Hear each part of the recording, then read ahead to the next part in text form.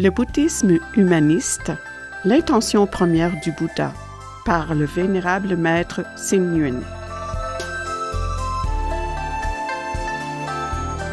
Oublier le moi pour développer le vrai moi.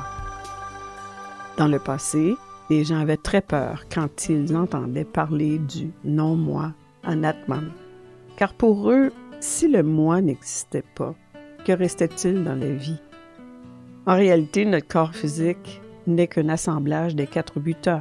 Alors, à quoi bon le convoiter?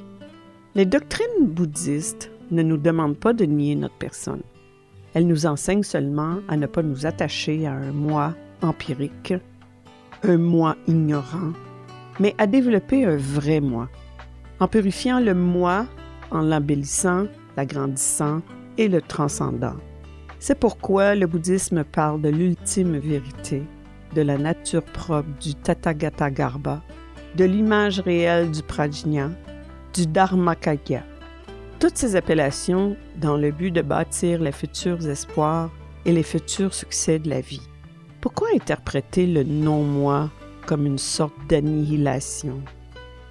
On appelle Dharmakaya le corps d'essence, purifié de toute forme de souffrance. Il est partout dans le néant et remplit le Dharma Dhatu. La vie est partout et l'univers est dans notre cœur. Je suis infiniment grand. La vie éternelle est mienne, bien qu'elle soit périodique et qu'elle subisse le cycle de vieillissement, maladie, mort et renaissance. C'est comme changer de vêtement. Celui-ci est usé, alors j'en enfile un autre. Ce corps n'est plus habitable, il sera remplacé par un nouveau.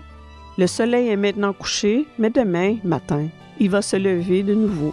Le lever du jour est beau, mais le crépuscule est également magnifique. La vie et les morts ne sont-elles pas semblables? Dans le chapitre 12 du Mahaprajnaparamita Sastra, figure une histoire très subtile et digne d'être racontée. Elle s'intitule « 2 fantômes se disputant un cadavre ». Un voyageur n'avait pas trouvé d'auberge. Ne pouvant faire autrement, il entre dans un petit temple abandonné et se pelotonne sous la niche de la statue pour y passer la nuit. À minuit, il voit entrer un petit fantôme, portant sur son dos un cadavre. Il pense « Quel malheur! Je suis tombé sur un fantôme. » Au même moment, en arrive un plus grand, qui pointe son doigt sur le premier en lui disant « Qu'est-ce que tu fais avec mon cadavre? » « Il est à moi, ce cadavre, répond le petit fantôme. « Non, il est à moi. » Les 2 fantômes se disputent, chacun persistant à dire que c'est le sien. Sous la niche, le voyageur tremble de peur. Le petit l'entend et s'écrie « Oh, il y a un homme ici. » Et il lui dit « Sors, n'aie pas peur et dis-nous qui a amené le cadavre dans le temple. Tu seras notre témoin. » Le voyageur pense « Quel malheur!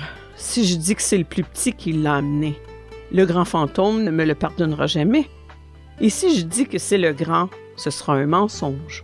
Je crois que c'est mon jour, fatal aujourd'hui. » Voyant qu'il va mourir, il décide de ne pas mentir. Alors, courageusement, il dit « C'est le petit fantôme qui a apporté ce cadavre. » De colère, le grand fantôme lui arrache le bras droit et le dévore. Voyant cela, le petit se dit « Cet homme a perdu son bras droit pour me défendre. Que faire? » Alors, il arrache le bras droit du cadavre pour le greffer sur le voyageur. Le grand fantôme est encore plus en colère. Il arrache le bras gauche et le mange.